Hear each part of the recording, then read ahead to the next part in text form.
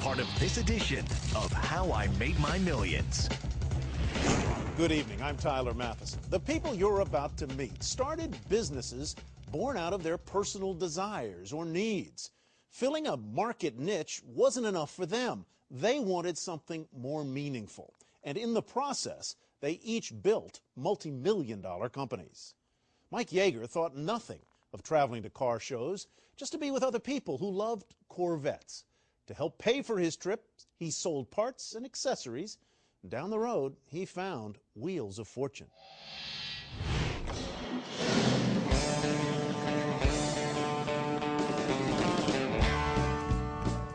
Mike Yager and his pennant blue 1954 Corvette. There were only a few thousand made. A sign of success? Sure.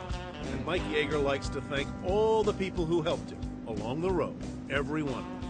My high school typing teacher. Had I not learned how to type, I wouldn't be in business today. She never figured him for this kind of success. Never in a million years. The youngest of 9 children growing up in southern Illinois, Mike took notice when his brother Frank, 10 years older, bought a 2-year-old 1960 Vette. I absolutely fell in love with the car. I thought, boy, someday I'm going to own one of these things. Mike's first Corvette, a blue 67, cost him about $3,200. He was 20, working as a tool and die maker at $1.35 an hour. And even though his band could make up the $50 a night, he was preoccupied with the Corvette. That was my first major purchase in life, and got this idea that I'd love to go to Corvette shows, and maybe if I could find something to subsidize the cost of travel, that would make life pretty great for me. Why do you suppose someone would drive hours to car shows in Dayton, Ohio, Memphis, or Dallas? Cars, women, more cars, meet people. In 1974, Yager capitalized, literally. At a show in Bloomington, Illinois, he started selling Corvette patches, the kind you'd put on a jacket for 75 cents a piece. By 1, 2 o'clock in the afternoon, I sold out of everything I took with me. And that was pretty exciting. That might have been the tip that I'm on to something. But I never really thought that I was in business. His trunk was his traveling warehouse, cataloged with a 1-page flyer. The rock and roller even got a small loan to finance his hobby. It was a huge loan. It was $500. On a great day, he might take home $2,000 to $3,000. I was at the right place at the right time. I would like to think that I was a genius and had this all figured out, but not quite true. Born in 1953 and admired the world over, the Corvette started on TV's Route 66 back in the 1960s and raced internationally. By 1976, this piece of Americana put Mike Yager's former life in his rearview mirror. I said, okay, rock and roll, tool and die maker, out the window. Now I'm going to go in the Corvette business. And it was scary because I was the order taker, I was the purchasing agent, I was a shipping agent, I was a receiving clerk, and I was the merchant and the catalog person. 5 years in, he totaled more than $800,000 in sales. So he broke ground with his dad in 1979 on the headquarters of Mid America Motorworks in Effingham, Illinois.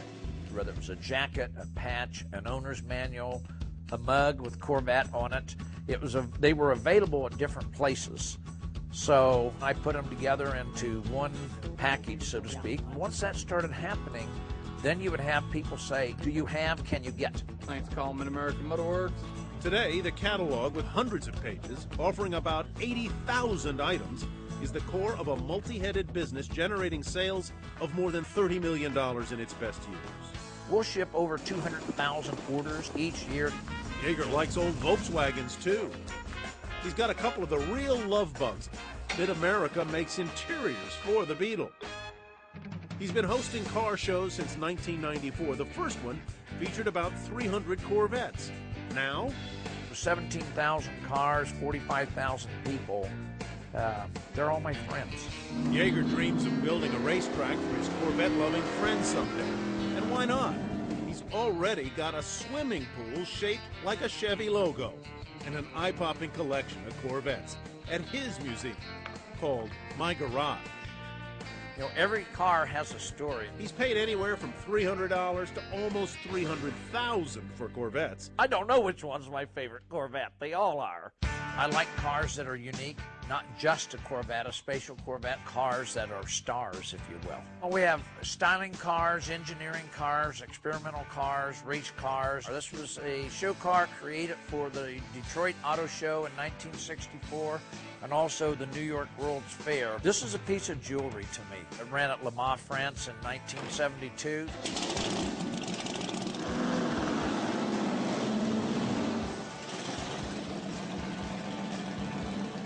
Built in '68, Yager paid about $56,000 for it in the early '90s, and he thinks it could be worth close to $900,000 today.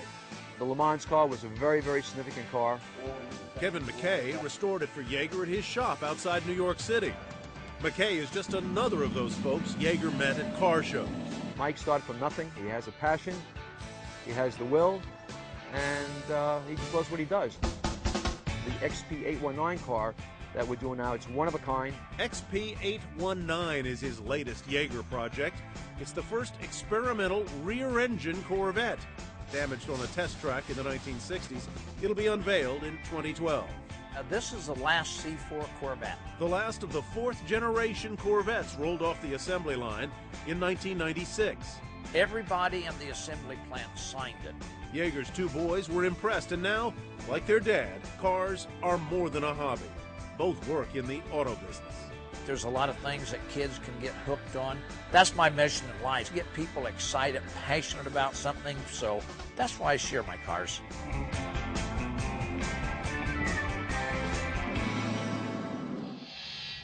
In the 1970s, there were only a few 100,000 Corvettes in the United States.